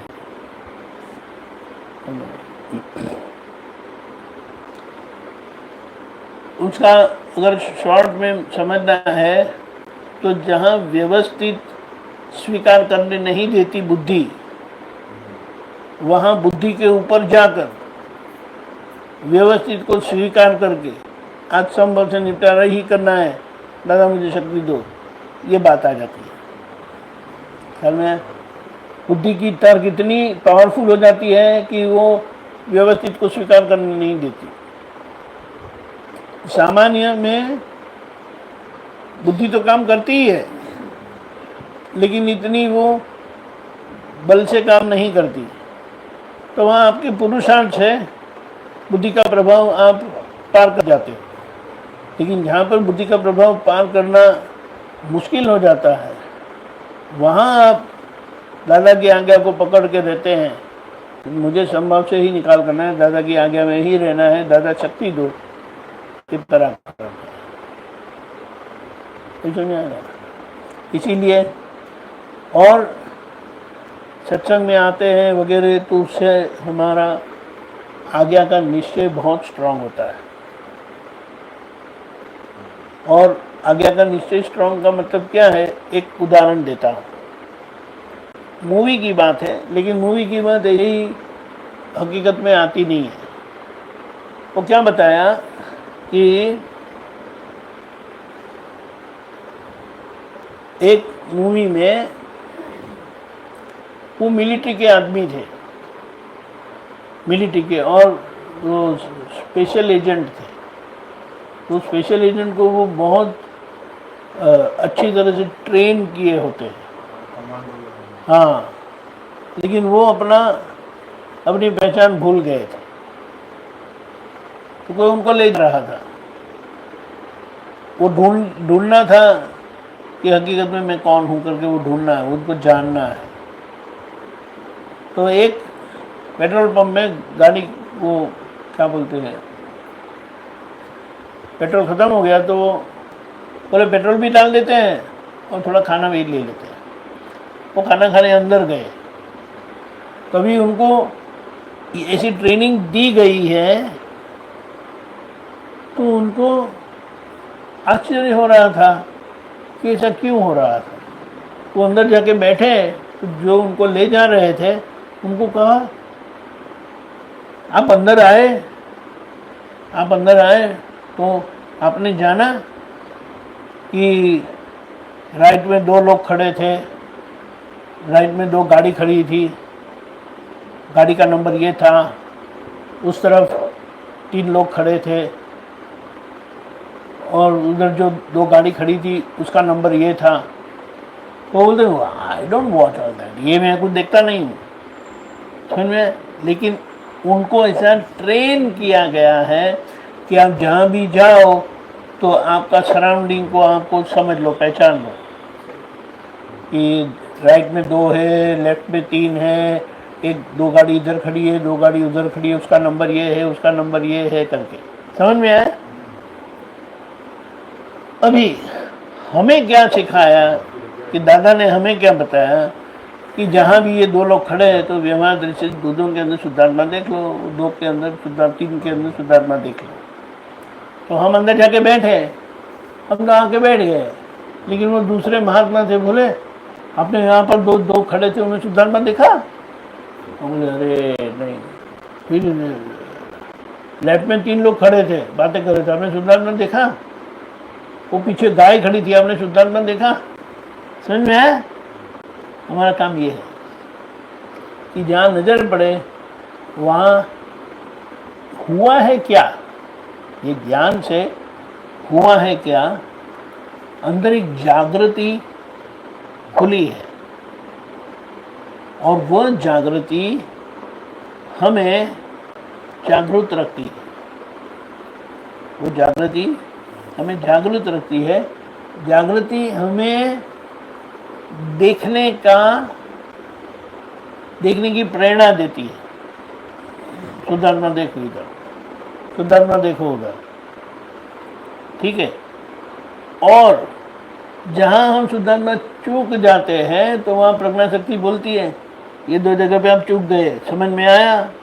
हाँ समझ में आया, प्रतिक्रमण करो, प्रतिक्रमण करो। समझ में आया ये बात? अभी ये जो जागृत वाला भाग है ना, उसको क्या बोलते हैं? अहंकार का एक भाग, मतलब 100% है अहंकार, पूरा 1 to 100% है। तो उसमें एक अनुमान से हम बोलेंगे 40% जागृत हो गए हैं, 60% की कमजोरी है। समझ में? 100% की जागृति है, समझो 100% की जागृति है तो आप केवल ज्ञानी हो, 100% शुद्धात्मा हो। लेकिन अभी क्या हुआ है, कृपा से जो आज हो नहीं सकता वो 40% हो गया है। इसके लिए एक अंदर जागृति खुल गई है। समझ में आया? यानी ये तीसरी आंख खुल गई है, लेकिन पूरी नहीं खुली है, खुल गई है। इसीलिए अभी हमें दिखाई देने लगा है, दिखाई देने लगा है। लेकिन जहाँ पर हम खोए हुए हैं, जैसे कि हम बातें करते करते अंदर आए, तो बातें करते करते अंदर आने से हमारा ध्यान बातों में था, समझाने में था, कहने में था, बताने में था। इसीलिए जो लोग ऐसा इधर उधर खड़े थे वहाँ पर हमारी नज़र गई ही नहीं। समझ में आया? तो बोले लेकिन क्योंकि यह कहना, समझाना, बताना इतना चिकनाहट वाला था कि आपका पूरा ध्यान उधर ही था। तो लोग खड़े थे वो आपको ध्यान ही नहीं रहा, इसीलिए शुद्धात्मा देखना चूक गया। सुन गया ऐसा है। लेकिन बात समझना क्या है, धीमे धीमे ये जो चिकनाहट वाले हमारे कर्म है ना, वो धीमे धीमे कम हो जाने पर आप सामान्य बात ही करोगे। और सामान्य बात करोगे तो आजू बाजू आपकी नज़र जाएगी, आप शुद्धात्मा देख लेंगे।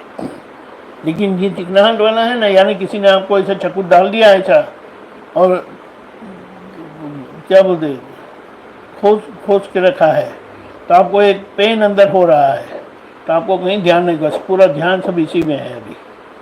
समझ में आया? इसीलिए उसी तरह से हमारा ध्यान कहीं पर ऐसा खो जाता है। कई बार हम फ़ोन पर होते हैं ना, तो 3-4 लोग आते हैं, ऐसा करते भी हैं हम, लेकिन हमने देखा नहीं है कौन है, कौन है। 3 लोगों को देखा नहीं, हम तो बातों में ही खो गए थे।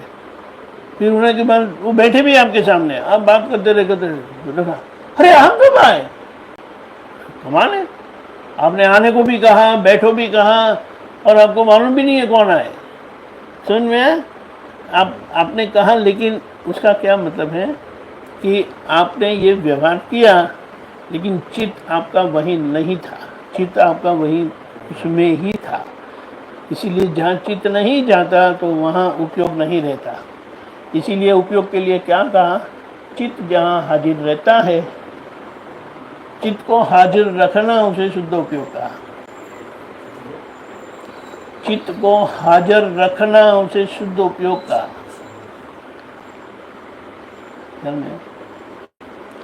तो इस तरह से फिर हम चूकेंगे नहीं।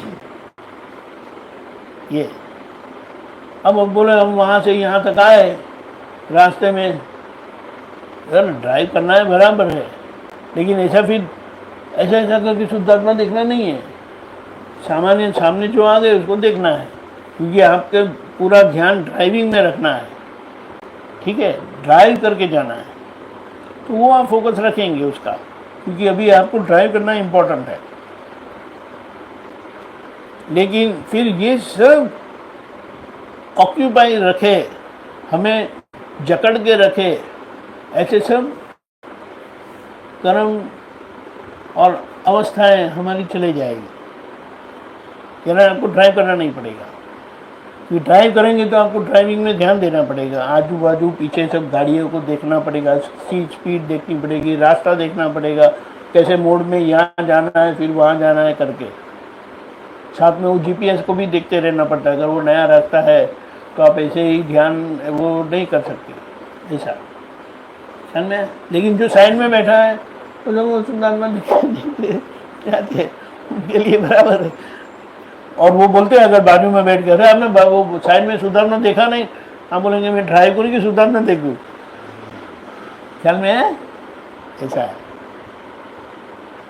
तो ये जो एग्जाम्पल दिया ना, उससे हमारी एक जो उनके वो तो ट्रेन हुए हैं कि आपकी सराउंडिंग का आपको ज्ञान होना चाहिए, यानी भान रहना चाहिए। वो ज्ञान नहीं बोलेंगे, आपको भान रहना चाहिए कि कौन कहाँ कितने कैसे खड़े हैं या है, और उनकी पहचान कर लेनी है, नोटिस करना है। क्योंकि एज मिलिट्री पर्सनल आपको वो सब ध्यान में रखना पड़ेगा। ऐसे वैसा बोलते हैं जब जाते हैं तो बोले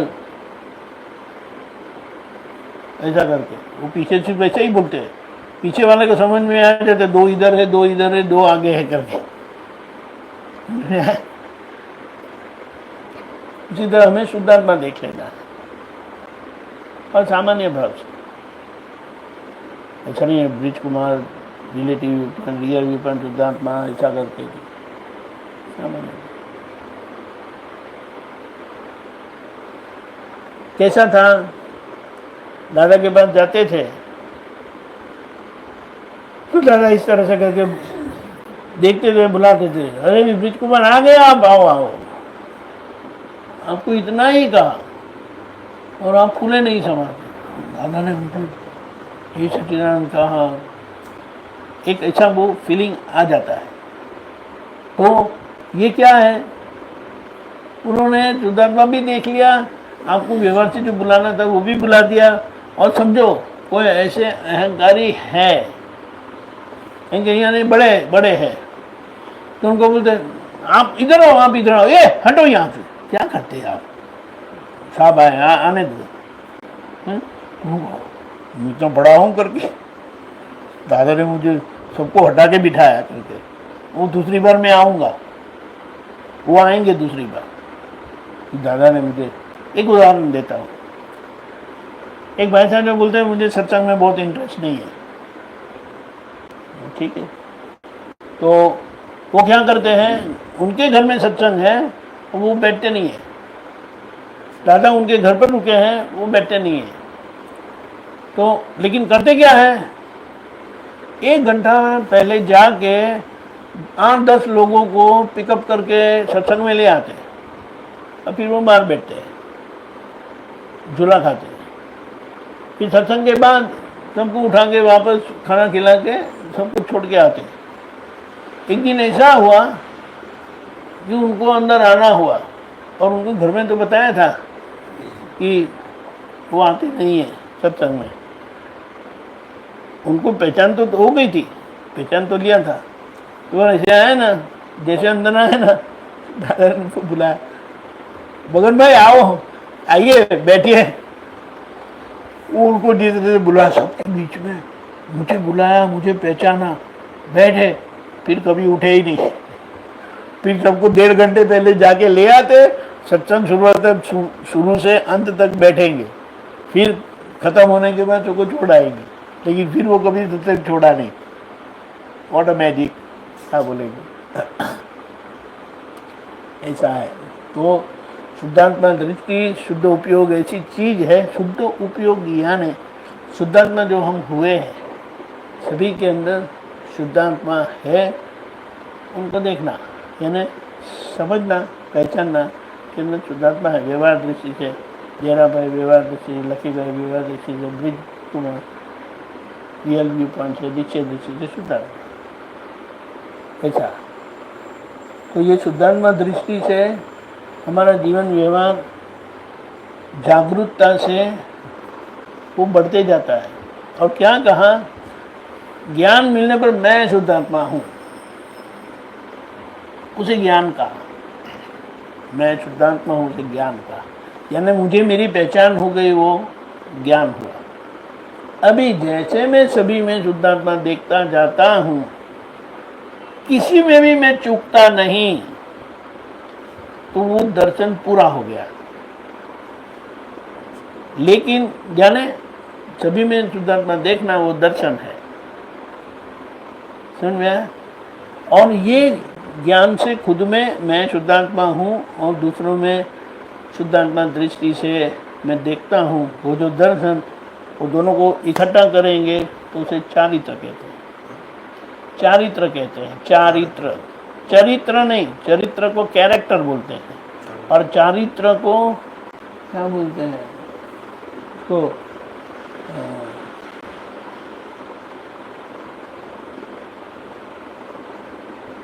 दोनों साथ में हो जाता है, आचरण बोलते हैं। लेकिन कैरेक्टर को बाहरी आचरण है, वो चरित्र है, और चारित्र वो आत्मा से जुड़ा हुआ है, यानी आप ज्ञान दर्शन से रहना है, ज्ञाता दृष्टा स्वभाव में रहना, उसे चारित्र कहते हैं। तो चारित्र प्रकट होता है, और चारित्र में आने के लिए बीच का रास्ता जो है ना, वो तप का है। इसीलिए बाहर क्या बताया, यानी क्रम मार्ग में ज्ञान, दर्शन, तप और चारित्र। और हमारे इधर दादा की कृपा से दर्शन, ज्ञान, तप और चारित्र,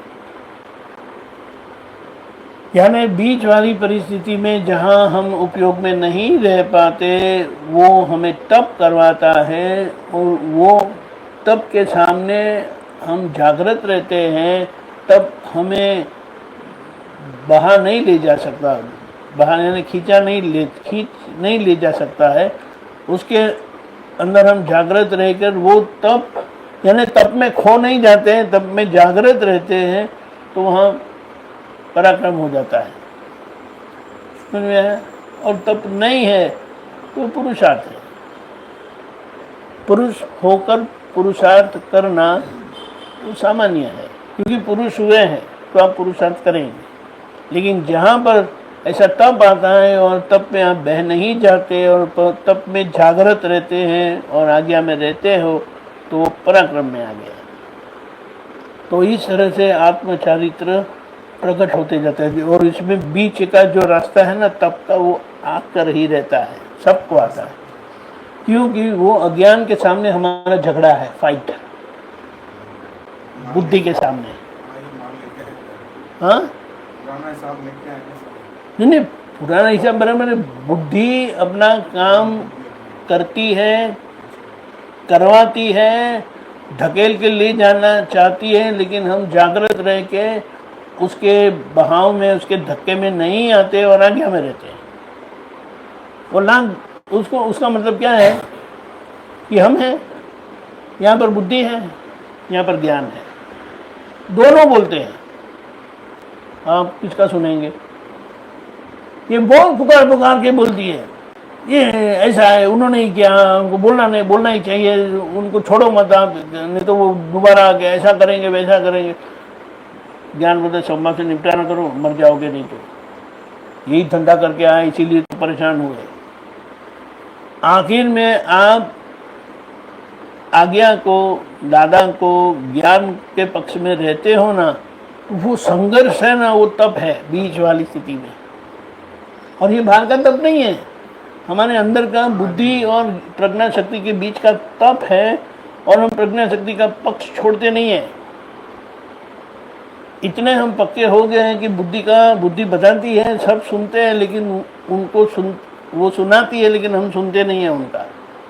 हम प्रज्ञा शक्ति का ही सुनते हैं और उनके पक्ष में ही रहते हैं।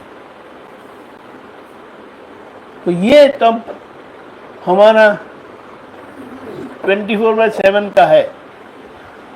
लेकिन कई बार हम वो तब में बैठ जाते हैं, बुद्धि के पक्ष में बैठ जाते हैं। हाँ बराबर है, ऐसा नहीं करना चाहिए, उनको ऐसा ही बोलना चाहिए था।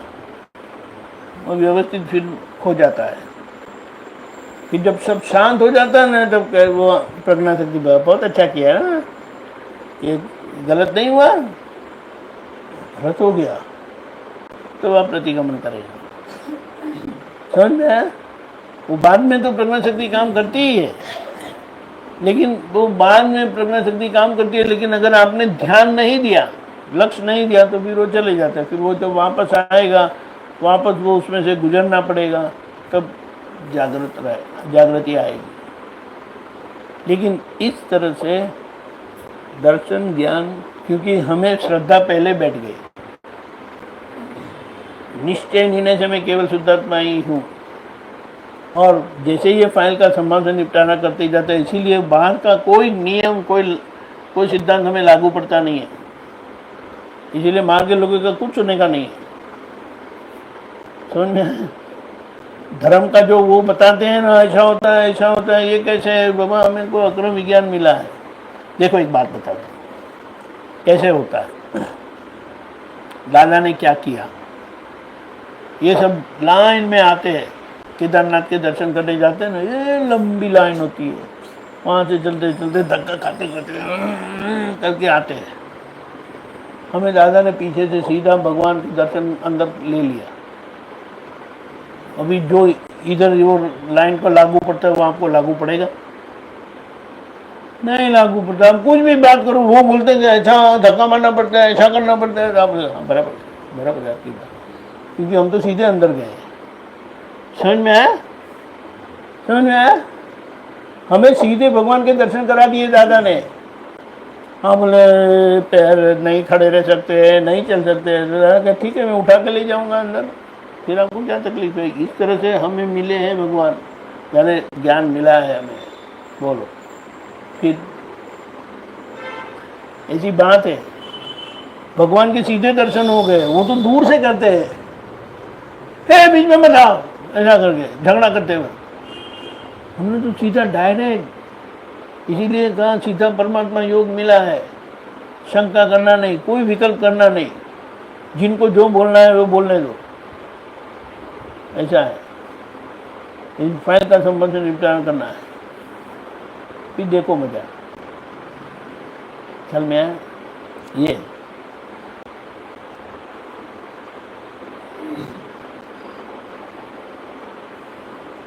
भगवान के गबारे में, यानी जहाँ भगवान प्रस्थापित है वहाँ उनकी गोद में बिठाया है, यानी पूरे सुरक्षित होकर। मम्मी का गोद यानी सुरक्षित, कोई हमें कुछ नहीं कर सकता। ऐसी सुरक्षित परिस्थिति में बिठा कर दादा के संभव से निपटारा करना। अभी आपको क्या तकलीफ है? शुद्धात्मा में बैठकर व्यवहार का संभव से निपटारा करने का, वरना संभव से निपटारा क्यों करना है? क्योंकि अभी भी पहले के राग द्वेष जो थे, जिससे हम जुड़े हुए हैं, उसका समाधान नहीं हुआ है। वहाँ तो समाधान करके समता भाव रख के उसका त्याग करना होता है। और हम दादा की आज्ञा में रहते हैं और यहाँ सहज में त्याग हो जाता है। समझ में आया? अभी त्याग करना नहीं रहा, त्याग करने का दादा ने करवा दिया। जब ये जो सब फाइलें हैं ना, उसका संभव से निपटारा बाकी है बस। और वो भी हमें सिर्फ तय करना है, और वो तय करने से वो परिणाम आता जाएगा। अब क्या समस्या है?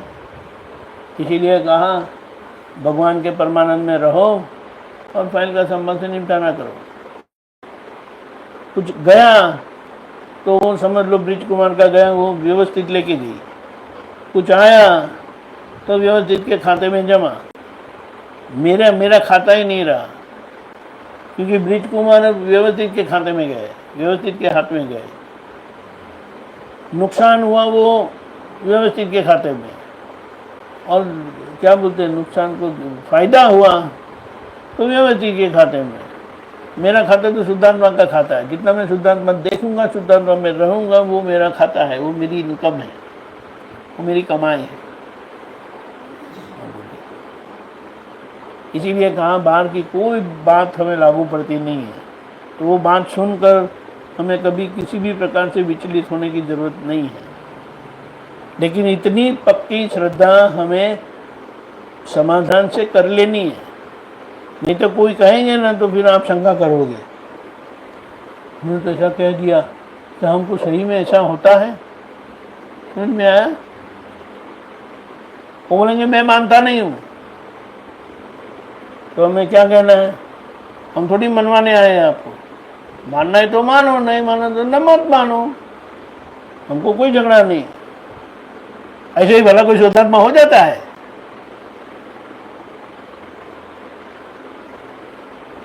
देखो, संसार के पंडित जी शादी करते हैं ना, तो कैसा भी पंडित होता है ना, तो शादी हो जाती है और कभी शंका नहीं करते, सारी जिंदगी शंका नहीं करते।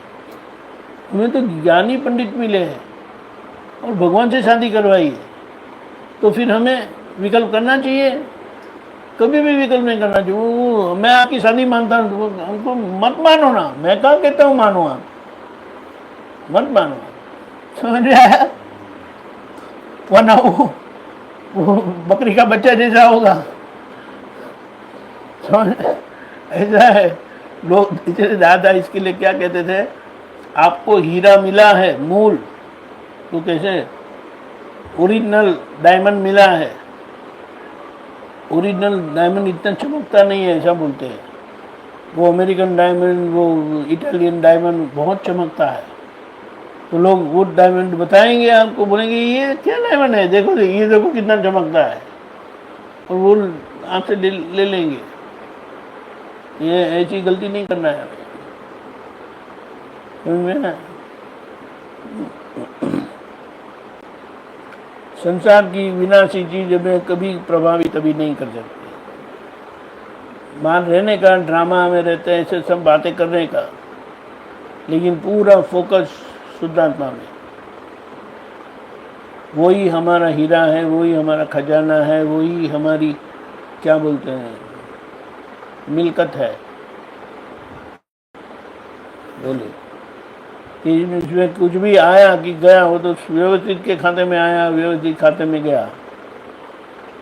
और ये तो कर्म का क्या बोले पोटला है ना, गठरी है। इसमें आया क्या और गया क्या, उसको क्या करना है? आखिर में खाली करना है। ख्याल में नहीं, ऐसा है।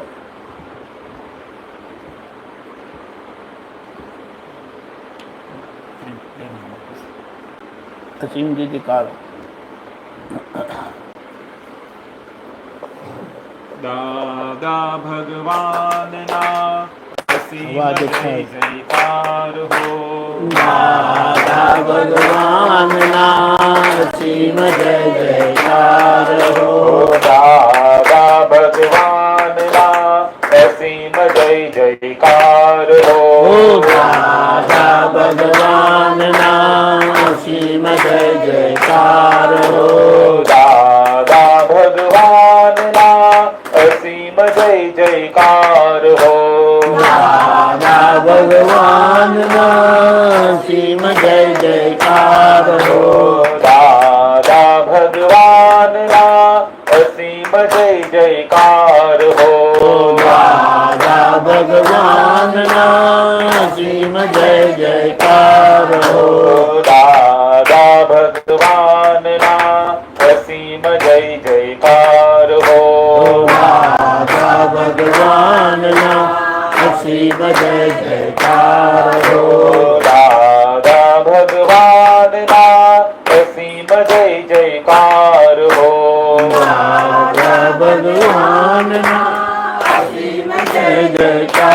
हो દાદા ભગવાનના અસીમ જય જયકાર હો દાદા ભગવાનના અસીમ જય જયકાર હો દાદા ભગવાનના અસીમ જય જયકાર હો અસીમ જય જયકાર હો દાદા ભગવાનના અસીમ જય જયકાર હો દાદા ભગવાનના અસીમ જય જયકાર હો દાદા ભગવાનના અસીમ જય જયકાર હો દાદા ભગવાનના અસીમ જય જયકાર હો દાદા ભગવાનના અસીમ જય જયકાર હો દાદા ભગવાનના અસીમ જય જયકાર હો દાદા ભગવાનના અસીમ જય જયકાર હો દાદા ભગવાનના અસીમ જય જયકાર હો દાદા ભગવાનના અસીમ જય જયકાર હો દાદા ભગવાનના અસીમ જય જયકાર હો દાદા ભગવાનના અસીમ જય જયકાર હો દાદા ભગવાનના અસીમ જય જયકાર હો જય સચ્ચિદાનંદ જય સચિદાનંદ જય સચિદાનંદ कल 11 बजे लक्की भाई साहब के ऑफिस में ग्राउंड फ्लोर पे